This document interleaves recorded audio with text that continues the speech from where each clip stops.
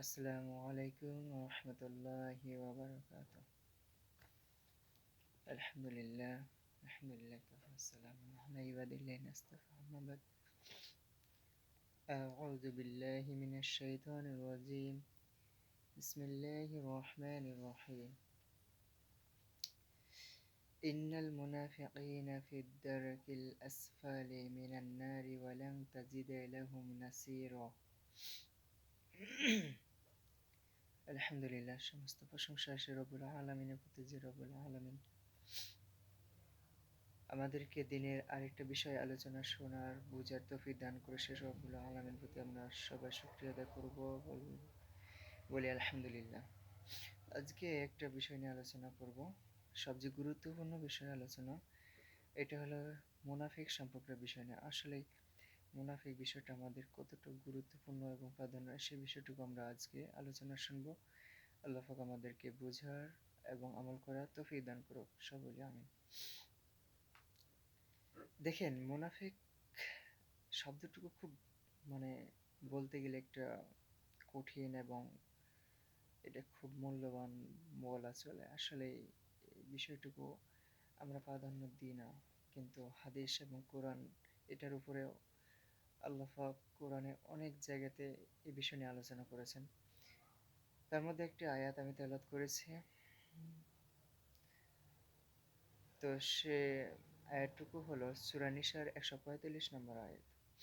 আল্লাহ পাক বলছেন, মুনাফিক এটা মূলত হলো আপনার দুই প্রকার। এক প্রকার হলো আকীদাগত মুনাফিক। আসেন আকীদাগত মুনাফিক বিষয়টুকু নিয়ে আলোচনা শুনি। কি বলছেন? আকীদাগত মুনাফিক এর শুধু মৌখিক দাবিতে মুসলমান হিসাব তারা গণ্য করে। মৌখিক দাবি, তার মানে মুখে মুখে স্বীকার আমি মুসলমান, কিন্তু অন্তরে এক বিন্দু কি নাই, ইমান নাই। এখন যদি বলি যে আমরা মুসলমান ঘরে জন্মগ্রহণ করছি তাই আমরা মুসলমান, কিন্তু মুসলমানের হিসাবে যে দায়িত্ব, যে কর্তব্য যে পালন করতে হবে, কোরআন এবং সহিহ সুন্নাহ হাদিস আমাদেরকে আমল করতে হবে, সেই বিষয়টুকু আমাদের কাছে অমূল্যহীন। আর নিজেরা আমরা মুসলিম হিসাবে দাবি করে এটা প্রাধান্য দিতে পারি বেশি। তো আকীদাগত মুনাফিকের শুধু মৌখিকই ভাবে আপনারা আমরা যেটা ইসলামের কথাগুলা বলে থাকি, আসলে অন্তরে এক বিন্দু তাদের ভিতরে কোনো ঈমান নেই। এরা মৌখিক ইসলামের কথা বললেও ভিতরে ভিতরে ইসলামের কি করে ক্ষতি সাধন কামনা করে। যুগে যুগে এ জাতীয় মুনাফিকরা ইসলামের বেশি ক্ষতি সাধন করেছে, তাই এর শাস্তি হবে কাফেরদের থেকেও ভয়াবহ। বুঝছেন, কাফেরদের হচ্ছে ভয়াবহ। তবে বাস্তবে আজকে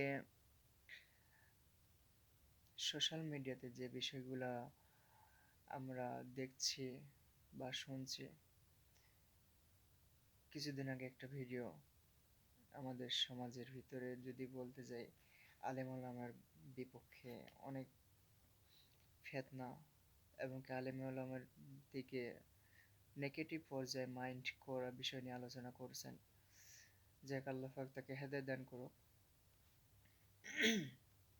তো আমি বলি কি যে সে ব্যক্তি যদি আসলে প্রকৃতভাবে একজন মুমিন হতো, যদি তার ভিতরে কোরআন এবং সহিহ সুন্নাহ হাদিস থাকতো, তাহলে সে ব্যক্তি কখনো আরেকজন আলেমের বিপক্ষে নেগেটিভ পর্যায়ে কথা বলার কোনো চান্স থাকতো না, আমি যেটা মনে করি। কিন্তু আমি চিন্তা ভাবনা করে দেখি যে তার ভিতরে কোনো ইমানের বিন্দু ধারাও নাই, তারা শুধু মৌখিক মুসলমান হিসেবে গণ্য করে।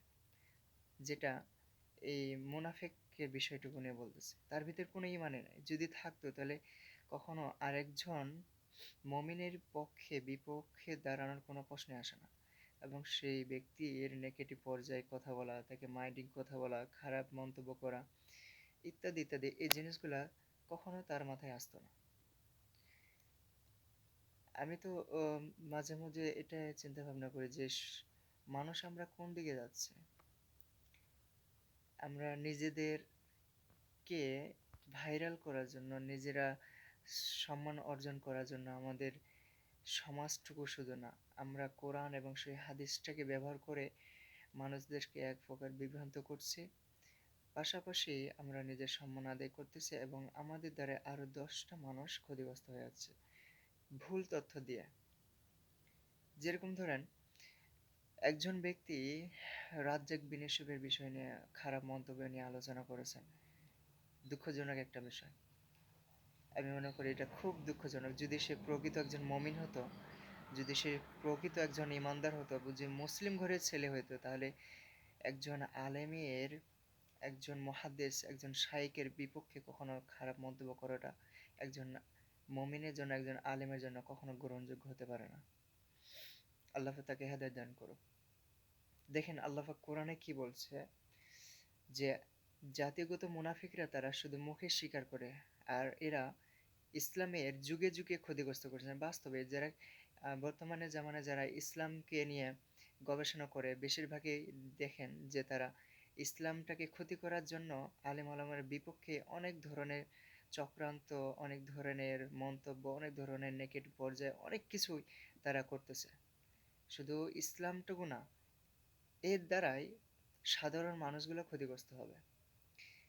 এর দ্বারা সাধারণ মানুষ যেরকম ক্ষতিগ্রস্ত হবে, সেক্ষেত্রে কখনো একজন ভালো ব্যক্তির দিন জ্ঞানটা অর্জন করার জন্য যে আগ্রহী, যে তার এনার্জি, সেটা কমে যাবে। তো আমাদের আলেম ওলামাদের বিপক্ষে আমরাই যদি শত্রুতা তৈরি করি, আমরাই যদি আমরা করি, তাহলে আমরা আলেম হয়ে কি লাভ হইলো? আমাদের কি লাভ? আমাদের উদ্দেশ্য থাকবে কোরআন এবং সেই হাদিস নিয়ে কথা বলার, এক। দ্বিতীয়ত হলো যে আমরা দিন প্রচার করতেছি, প্রতিটি মানুষ যেন সঠিকভাবে দিন অর্জন করতে পারে, বুঝে এবং সে বুঝে আমল করে। কিন্তু আমরা যা করতেছি দুনিয়ার লোভ লালসার জন্য, দুনিয়ার সম্মান পাওয়ার জন্য আমরা যা কিছু করতেছি, আর আমাদের দ্বারাই ইহকাল পরকাল দুইটাই ধ্বংস হয়ে যাচ্ছে।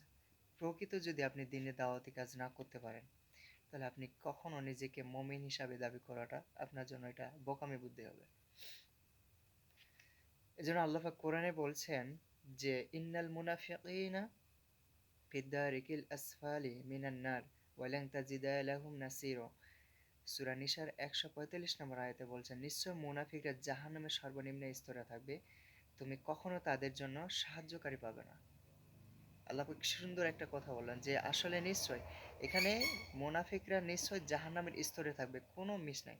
কারণ আমাদের ভিতরে যে বৈশিষ্ট্যগুলো আছে, সবচেয়ে বেশি ভয়ানক বৈশিষ্ট্য সেটা মুনাফিকের বৈশিষ্ট্য। এইগুলার কারণেই কিন্তু আজকে ইসলামটা ধ্বংসের দিকে যাচ্ছে। কোরআন, রসুলের সহিহ হাদিসগুলা ধামাচাপা হয়ে যাচ্ছে।